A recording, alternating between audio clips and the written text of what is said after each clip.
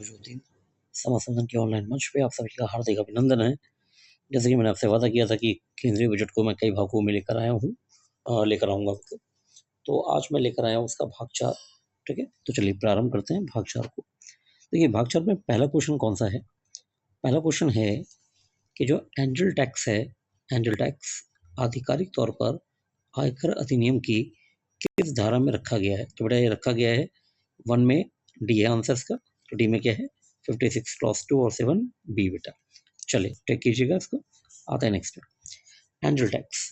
Question number 2, angel tax के अंतर्गत जो अतिरिक्त राशि जिसे कि आय के रूप में माना जाता था, उस पर कितने प्रतिशत टैक्स लिया जाता था? तो एंजल टैक्स के रूप में लिया जाता था 30.9% बेटा। ओके, चलिए अब तो ये समाप्ति हो गया। ठीक है, ये ध्यान रखिएगा। चलिए क्वेश्चन नंबर 3 बेटा। क्वेश्चन नंबर 3 क्या कहता है कि स्टार्टअप कंपनियां हैं जो कि पूंजी जुटाते हैं, उन्हें एंजल टैक्स का सामना कब से नहीं करना पड़ेगा? देखिए उद्घोषणा इसकी हो गई है बजट में। ठीक है, तो कब से नहीं है? ये 1 अप्रैल 2024 से ये व्यवस्था खत्म हो जाएगी। ठीक है, मतलब घोषणा आज की है। कई बार ऐसा होता है लॉ रेट्रोस्पेक्टिव भी होता है, तो पीछे की किसी तिथि से लागू हो जाता है।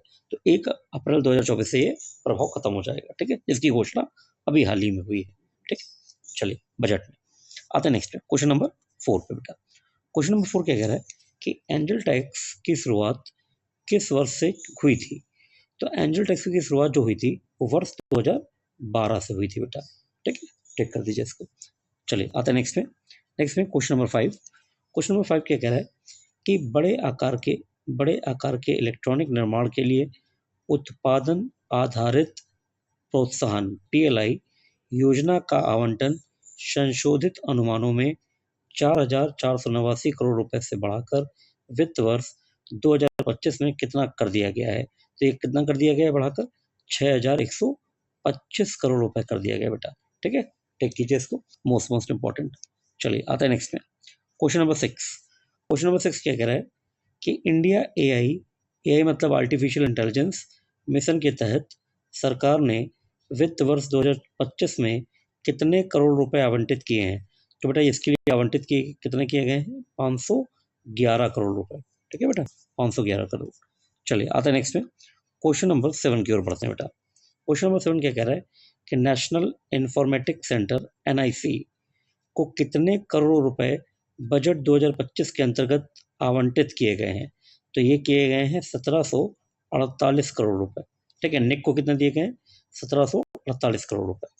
चलिए बेटा आता है नेक्स्ट में, केंद्र सरकार केंद्र सरकार का पूंजीगत आवंटन निरंतर बढ़ रहा है। ठीक है, वर्ष 2020-21 में ये 1.7% था और बजट वर्ष 2024-25 में बढ़कर कितने परसेंट हो गया है? तो ये हो गया है 3.4%। तो बेटा ये जो पूंजीगत आवंटन है तो मतलब ऑलमोस्ट क्या है, कैपिटल डिस्ट्रीब्यूशन है। ठीक है, कि ज़्यादा से ज़्यादा चीज़ों पर खर्च करना कि ये इसका निर्माण कर लिया जाए, इसका निर्माण कर लिया जाए जनहित में। तो वो परसेंटेज कितना हो गया? 3.4% हो गया। चलिए आते हैं नेक्स्ट में, क्वेश्चन नंबर 9। क्वेश्चन नंबर 9 क्या कह रहा है कि बिहार को बक्सर में गंगा नदी पर 2 लेन वाले पुल के लिए कितने करोड़ रुपए आवंटित किए गए हैं बजट 2024-25 के अंतर्गत? तो यहाँ पे गंगा नदी पर 2 लेन वाले पुल बन रहे हैं, उसके लिए दिया गया है बिहार को 2600 करोड़ रुपए। कितना दिया गया है? 2600 करोड़। चलिए आता है नेक्स्ट में, क्वेश्चन नंबर 10। क्वेश्चन नंबर 10 भी इसी से संबंधित है, बिहार राज्य से। तो देखिए बिहार के भागलपुर में पीर 35, इसको अंडरलाइन कर दो, मोस्ट इंपॉर्टेंट। पीर 35 में 2400 मेगावाट बिजली संयंत्र स्थापित करने के लिए बजट 2024-25 के अंतर्गत कितने करोड़ रुपए आवंटित किए गए? तो पीर 35 में जो क्या कहते हैं 2400 मेगावाट बिजली संयंत्र लग रहा है, उसके लिए बिहार को दिए गए हैं 2100 करोड़ 21,000 करोड़ रुपए। ठीक है, 21,000 करोड़ रुपए बेटा। चलिए आता है नेक्स्ट में, क्वेश्चन नंबर 11 बेटा। क्वेश्चन नंबर 11 में आने से पहले मैं आपको बता दूं कि आपसे आग्रह है, निवेदन है कि आप चैनल को सब्सक्राइब करें। ठीक है, लाइक करें, शेयर करें और कमेंट कर दें बेटा। चलिए आते हैं नेक्स्ट में। नेक्स्ट में क्वेश्चन नंबर 11 है बेटा। क्वेश्चन नंबर 11 क्या कह रहा है कि बजट 2024-25 के अंतर्गत आंध्र प्रदेश राज्य को नई राजधानी कौन सी है? अमरावती। कौन सी है? ध्यान रखना, अमरावती, मैं लिख रहा हूँ देखो, अमरावती, अमरावती के लिए को निर्मित करने के लिए कितने हजार करोड़ रुपए का आवंटन किया गया है? तो इसके लिए किया गया है 15,000 करोड़ रुपए। ठीक है, चलिए नेक्स्ट। पूर्वोदय क्वेश्चन नंबर 12 में बेटा, पूर्वोदय योजना के अंतर्गत किन राज्यों को रखा गया है? तो देखो बेटा, पूर्वोदय के अंतर्गत रखा गया है बिहार को और आंध्र प्रदेश को। ठीक है, यहाँ पर नोट पॉइंट है, देखो पूर्वोदय का मतलब है पूर्व के राज्यों का विकास करना, उसको बढ़ावा देना।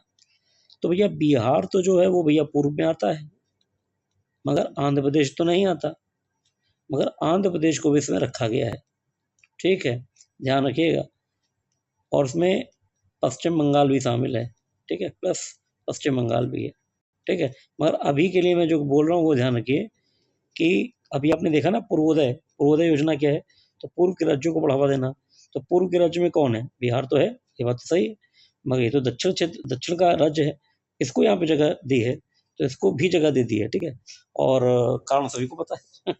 ठीक है, चलिए आता है नेक्स्ट में। क्वेश्चन नंबर 13 में क्या है? एकमात्र योजना जिसमें सर्वाधिक प्रतिशत आवंटन हुआ, पीएम आवास योजना के अंतर्गत इसे 54,000 करोड़ रुपए से बढ़ाकर 85,000 करोड़ रुपए कर दिया गया है, अर्थात इसमें कितने प्रतिशत का इजाफा किया गया है? तो देखिए, जो पीएम आवास योजना है इसमें बड़ा भयानक क्या कहते हैं इजाफा हुआ है, 56% का इजाफा कर दिया है। ठीक है, बजट में। चलिए नेक्स्ट में आते हैं बेटा, क्वेश्चन नंबर 14।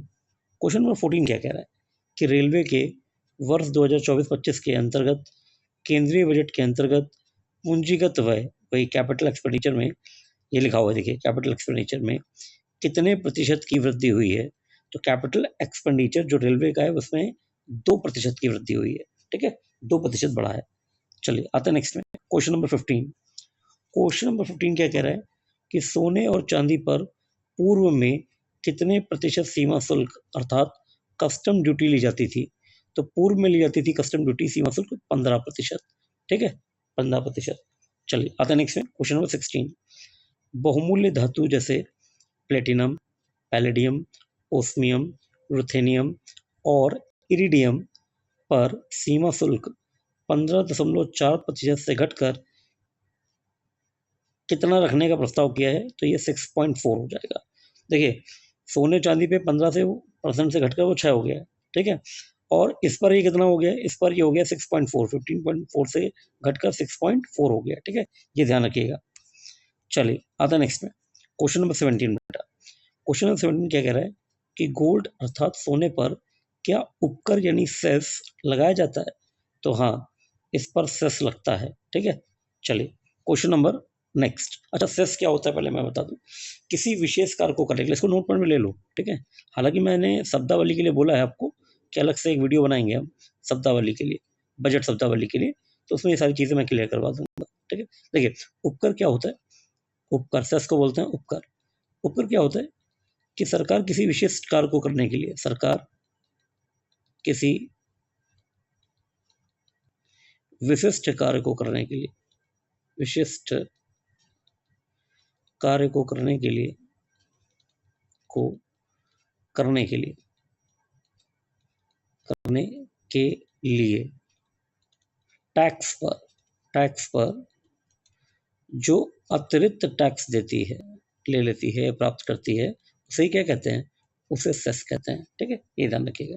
चलिए आते हैं नेक्स्ट में क्वेश्चन नंबर 18 बेटा। क्वेश्चन नंबर 18 क्या कह रहा है कि गोल्ड अर्थात सोने पर किस प्रकार का सेस अर्थात उपकर लगता है? तो देखो, कृषि ये जो गोल्ड है उस पर जो सेस लगता है वो कौन सा है? कृषि अवसंरचना और विकास उपकर। ठीक है, इसको ध्यान रखिएगा, मोस्ट इंपॉर्टेंट है ये, मोस्ट इंपॉर्टेंट। ठीक है, आपको इनकम टैक्स वाले चैप्टर में, मतलब ऑलमोस्ट इकोनॉमिक्स में ये पूछ लेंगे, करंट में भी है ना, और उस पार्ट में भी है, तो पूछा जा सकता है बेटा। चलिए आते हैं नेक्स्ट में, क्वेश्चन नंबर 19 क्या कह रहा है कि गोल्ड अर्थात सोने पर लगने वाला कृषि अवसंरचना और विकास उपकर 5% से घटकर कितने प्रतिशत कर दिया गया है? तो देखो, अब आपसे यहाँ पे भी ये जो लाइन है यहाँ से भी तो क्वेश्चन उठ सकता है कि गोल्ड पर जो सेस लगता है वो कौन सा? वो ये कृषि अवसंरचना और विकास। कितने परसेंट लगता था? 5%। वर्तमान में कितना परसेंट लगता है? अब 1% कर दिया गया है, ठीक है। इसलिए गोल्ड की जो कीमत है वो प्रति 1 किलो में 5,90,000 लगभग कम हो गई है। 1 किलो अगर आप गोल्ड खरीदते हैं तो आपको सस्ता मिलेगा कितना? 5,90,000 के करीब करीब, ठीक है। नहीं देखो, क्योंकि अब इस टॉपिक में, क्योंकि मुझे एमसीक्यू समझाने हैं पहले, मैं आपको एक मोटी मोटी बात बताता हूँ, बहुत ज़्यादा डेप्थ में ना जाऊँ, कि गोल्ड में लगभग 9% का क्या हुआ है, कमी हो गई है।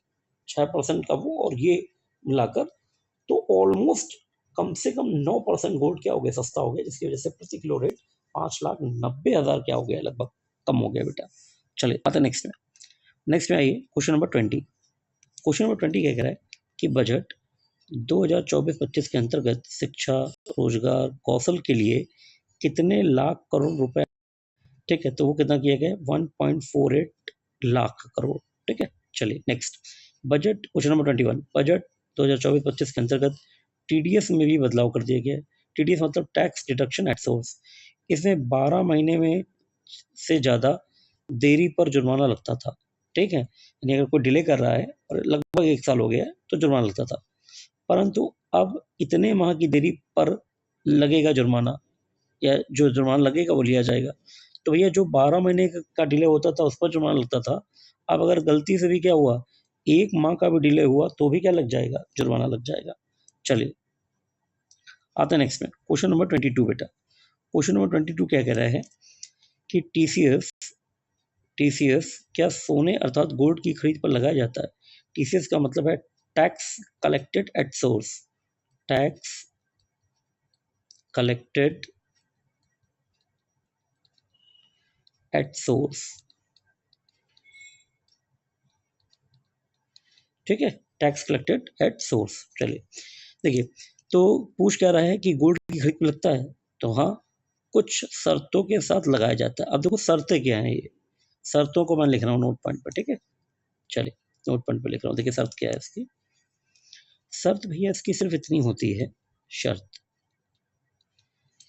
कि अगर आप 2 लाख रुपए का कोई आइटम खरीद रहे हैं, ज्वेलरी आइटम, या उससे प्लस का खरीद रहे हैं, 2 लाख या 2 लाख से अधिक का, प्लस का मतलब 2 लाख से अधिक का, तो आपको अपना आधार देना होता है प्लस पैन कार्ड देना होता है, ठीक है। तब ये लिया जाएगा, अदरवाइज नहीं लिया जाएगा। और इसके लिए बाकायदा एक सर्टिफिकेट भी देते हैं आपको, ठीक है। ये भी ध्यान रखिएगा, आऊँगा मैं, उसमें भी आऊँगा, उनके सेक्शन पे भी आऊँगा, बता दूंगा और डीप में बता दूंगा इसको, ठीक है। मगर तब जब मैं ऑलमोस्ट उसके लिए जो विशेष वीडियो है उसमें बता पाऊंगा, ठीक है। चलिए आता है नेक्स्ट में। क्वेश्चन नंबर 23 में बेटा। क्वेश्चन नंबर 23 क्या कह रहा है?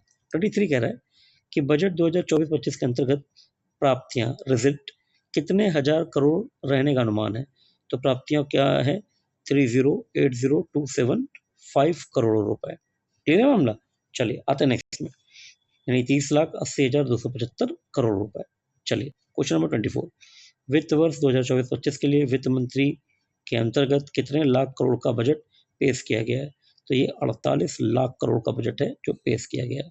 Next question number 25। वित्त वर्ष 2024-25 में लैंगिक बजट कितने प्रतिशत बढ़ा? तो जो लैंगिक बजट है, जिसको जेंडर बजट बोलते हैं, तो ये बढ़ा है 38.6%, ठीक है। चलिए next question number 26। Question number 26 क्या कह रहा है कि केंद्रीय वित्त मंत्री के द्वारा वर्ष 2024-25 के लिए पूंजीगत व्यय मतलब वही कैपिटल एक्सपेंडिचर को कितने प्रतिशत बढ़ा दिया गया है? तो कैपिटल एक्सपेंडिचर बढ़ गया है 11.1%। चलिए आते हैं नेक्स्ट में। बजट 2024-25 के अंतर्गत किन 4 जातियों पर अत्यधिक ध्यान दिए जाने की बात कही गई है? तो देखो वो 4 जातियां कौन सी हैं? गरीब, फिर महिलाएं, फिर युवा और अन्नदाता। तो देखिए 27 का क्या हो गया? डी, ठीक है। ये 4 जातियां मानी गई हैं। देखिए ये प्रधानमंत्री जी की सोच है, उन्होंने ये कहा था कि ये जो 4 जातियां आप सामने देख रहे हैं, गरीब, महिलाएं, युवा और अन्नदाता, इनका जिक्र उन्होंने नहीं किया था। तो ये जो 2024-25 का बजट है इस पर फोकस्ड है, ठीक है, इन 4 क्षेत्रों पे फोकस्ड है। चलिए आते हैं नेक्स्ट में। क्वेश्चन नंबर 28 बेटा। क्वेश्चन नंबर 28 कह रहा है कि भारत सरकार प्रधानमंत्री आवास योजना ग्रामीण के तहत 3 करोड़ मकान का लक्ष्य प्राप्त करने के करीब है। बहुत अच्छी बात है। जिसके लिए अगले 5 वर्षों में कितने अतिरिक्त मकान का निर्माण सरकार द्वारा किया जाएगा। तो देखो 3 करोड़ का लक्ष्य है, तो ये 2 करोड़ क्या है, अगले 5 सालों में 2 करोड़ और मकान बन जाएंगे, तब ये 3 करोड़ का जो लक्ष्य है मकान का वो हासिल हो जाएगा। ठीक है, चलिए आते हैं नेक्स्ट में। क्वेश्चन नंबर 29 बेटा। क्वेश्चन नंबर 29 बजट 2024-25 के अंतर्गत लखपति दीदी, इसको अंडरलाइन कर दो भैया, लखपति दीदी के लक्ष्य को 2 करोड़ से बढ़ाकर कितने करोड़ करने का फैसला किया गया है। तो भैया अभी 2 करोड़ से बढ़ाकर इसको किया जाएगा 3 करोड़, यानी 3 करोड़ लखपति दीदी हो जाएंगे हमारे। बताओ, भयंकर। चलो आते नेक्स्ट में, तीसरा क्वेश्चन और आज का अंतिम क्वेश्चन। इससे पहले मेरा वही पुराना वाला आग्रह कि आप चैनल को शेयर करें, सब्सक्राइब करें, लाइक करें, कमेंट करें, ताकि मुझे ढेर सारी ऊर्जा मिल पाए। ठीक है बेटा, चलिए तो इसी ऊर्जा के साथ क्वेश्चन नंबर 30। क्वेश्चन नंबर 30 क्या कह रहा है कि वर्ष 2030 तक कितने मीट्रिक टन कोयला गैसीकरण और तरलीकरण क्षमता स्थापित कर ली जाएगी। तो बेटा ये कितना, 100 मीट्रिक टन। ठीक है, 100 मीट्रिक टन क्षमता स्थापित कर ली जाएगी। ठीक है, तो इसी के साथ 30 क्वेश्चन T30 पूरे होते हैं। हम लोग मिलते हैं अब नेक्स्ट वीडियो पे। नेक्स्ट वीडियो में अब हम बात करेंगे इन जनरल करंट की, और मैं बहुत जल्दी साथ में लेकर आ रहा हूँ जीके पुलिस के लिए, और पुलिस के एग्जाम के लिए पहले सबसे पहले फोकस करेंगे। ठीक है, तो उसके लिए जीके भी प्रिपेयर कर रहा हूँ, तो ऑलमोस्ट जीके का वीडियो बन रहा है, तो बहुत जल्दी वो भी आपके सामने प्रस्तुत होने वाला है। तो तब तक मुझे बहुत सारा क्या कहते हैं लाइक कमेंट कीजिए, और इसी के साथ मैं अपने शब्दों को पर विराम देता हूँ और मिलता हूँ आपसे अगले वीडियो पर। जय हिंद, जय भारत बेटा।